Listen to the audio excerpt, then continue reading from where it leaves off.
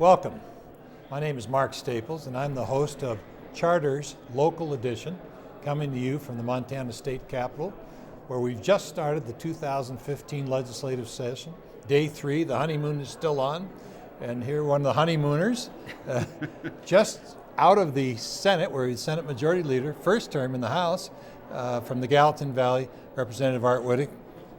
Nice, thanks. Good to see you again, Mark. Yes, thank you for coming.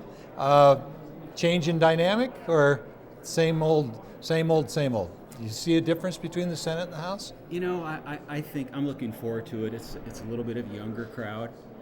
They involve themselves more in budget and money matters and tax matters.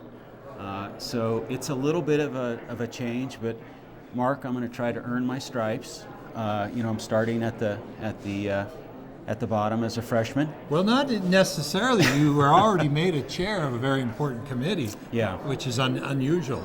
That must have been recognition of your experience in the Senate, I would think. Well, and also, as you know, I've had experience with the process, working for a governor and following the process for many, many years. Governor Stevens, correct? Stan Stevens, yes. Correct. Yeah. So, and frankly, there aren't that many people that understand Medicaid and some of the welfare programs, and I had been working on that both in the 2011 session and the 2013 session. Let's jump right into it. Yeah. Major issue for the session. Yeah. Voted down in the last session, Medicaid expansion.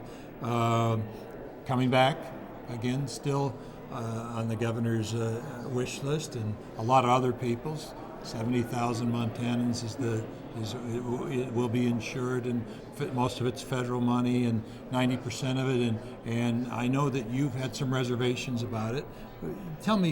Explain your position on it and how you see this unfolding this session. Yeah, well, Medicaid expansion is really one of the three big issues from Obamacare. One of them was the mandates, where people were required to get insurance. The other was the exchanges that would be set up to buy insurance, and then Medicaid expansion was the third issue in Obamacare.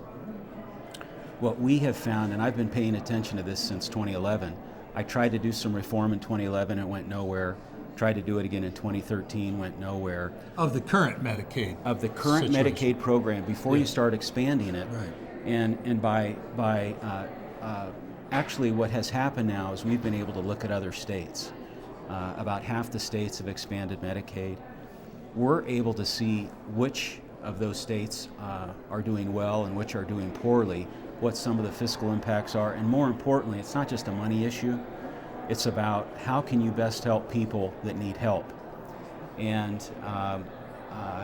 what we're able to do, I think, through taking a breather and not acting and jumping off of a cliff, if you will, is to try to focus on some reform things, so that there's no doubt that we have a gap in our coverage system for Medicaid.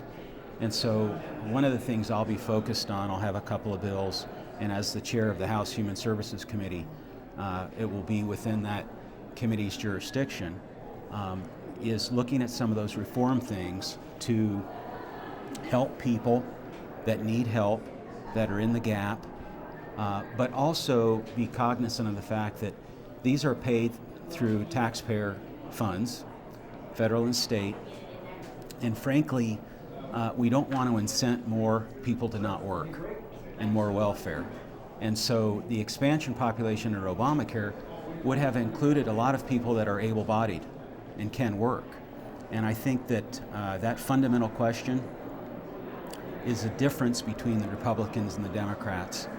And we'd like to see the expansion population not include able-bodied people. It should be disabled. The original intent of Medicaid 50 years ago, disabled, blind, aged, kids. Have these negotiations that'll have to be engaged, because if you get it through the legislature with the Republican majority and a philosophy there, it still has to go through the governor's office, and vice versa.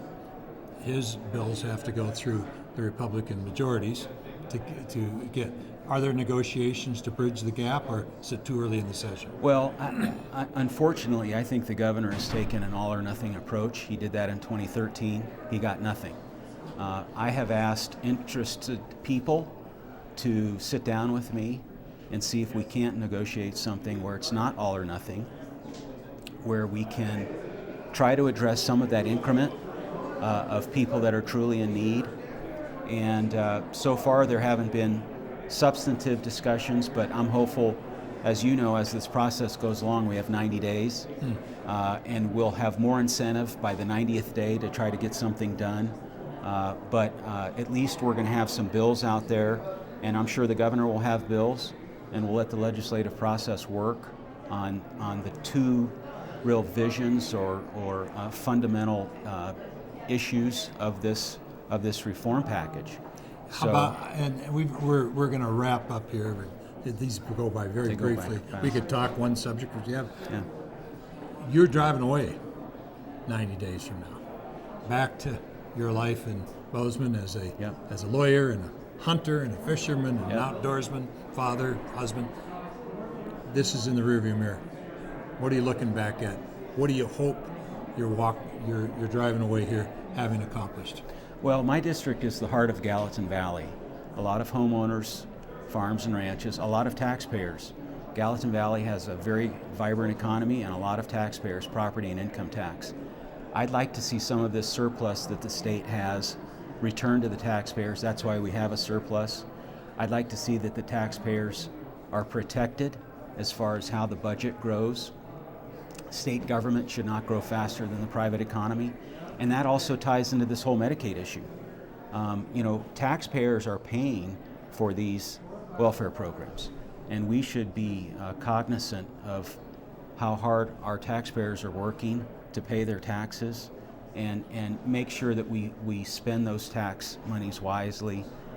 So I hope in the rearview mirror I can be confident heading back home, which I'm looking forward to doing, that we protected the taxpayers and also met the needs of the people that really need help. Well, I wish you the best of luck for a good session. Yeah, thank you. And I hope you're as ebullient and easygoing on the 90th day as you are on the 3rd. We will hope springs eternal, right? Exactly. Yeah. And we want to thank you for tuning in, Representative Wittich. Again, thanks for stopping by. I know you're very busy. It's busy today. Busier than ever. Yeah. And so we appreciate you taking the time. We appreciate you taking the time to tune in. Thanks so much. Thank you. Yeah. Okay.